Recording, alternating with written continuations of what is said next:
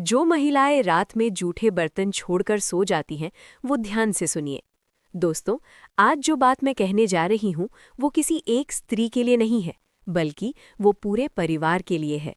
मैं ये बात डराने के लिए नहीं कह रही, मैं ये बात समझाने के लिए कह रही हूँ। क्योंकि हम में से ज़्यादातर लोग अपने जीवन की बड़ी परेशानियों का कारण कहीं बाहर ढूंढते हैं। कभी किस्मत को दोष देते हैं, कभी ग्रह नक्षत्र को, कभी किसी इंसान को, लेकिन असल कारण अक्सर हमारे घर के अंदर ही छुपा होता है। तो चलिए जानते हैं, लेकिन जानने से पहले वीडियो को लाइक और चैनल को सब्सक्राइब ज़रूर करें, ताकि ऐसी और अपडेट आपको मिलती रहे। दोस्तों, नारी सिर्फ घर संभालने वाली नहीं होती, नारी घर की ऊर्जा होती है। घर का माहौल, घर की शांति, घर की बरकत, ये सब घर की नारी से सीधे जुड़ा होता है। अगर घर की नारी थकी हुई भी हो, परेशान भी हो, लेकिन नियम में रहती है, तो वो घर धीरे धीरे संभलने लगता है। अब मैं आपसे एक सवाल पूछती हूँ। दिन भर की थकान के बाद जब रात हो जाती है और रसोई में जूठे बर्तन ऐसे ही पड़े रहते हैं, तो क्या आपने कभी सोचा है कि उस समय रसोई घर की ऊर्जा कैसी होती होगी? हम कहते हैं ना, कल सुबह धो लेंगे, अभी बहुत थक गए हैं। लेकिन यही छोटी सी बात कभी कभी बहुत बड़ी परेशानी बन जाती है। शास्त्रों में साफ कहा गया है, रसोई घर माँ अन्नपूर्णा का स्थान होता है। जहाँ अन्न बनता है, जहाँ परिवार का पेट भरता है, वहाँ सिर्फ चूल्हा नहीं होता, वहाँ देवी का वास होता है। और जहाँ रात भर जूठा पड़ा रहता है, अव्यवस्था रहती है, गंदगी रहती है, वहाँ देवी ठहरती नहीं है। धीरे धीरे घर में ये संकेत दिखने लगते हैं।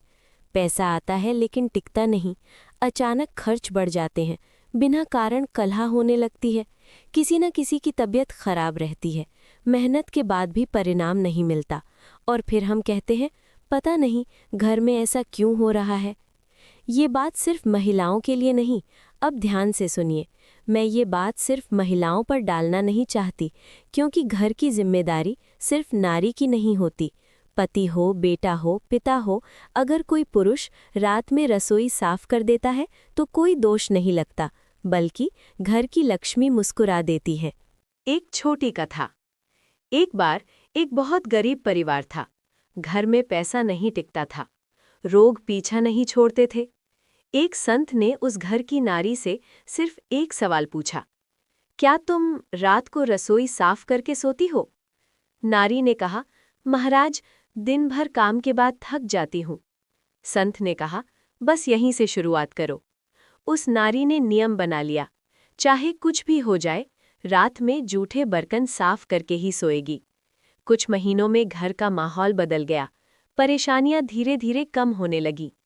मैं ये नहीं कहती कि आप रात में घंटों खड़ी रहिए, लेकिन कम से कम जूठे बर्तन धो दीजिए या साफ पानी में भिगो दीजिए।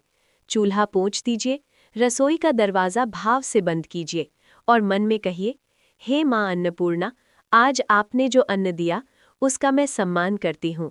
जो घर की नारी अन्न का सम्मान करती है, उस घर में कभी कोई भूखा नहीं सोता, और जहाँ भूख नहीं होती, वहाँ बरकत अपने आप आती है।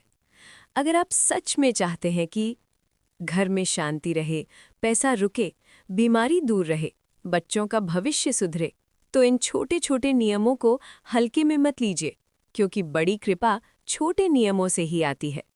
अगर ये बात आपके दिल तक पहुंची हो तो कमेंट में राधे राधे ज़रूर लिखें।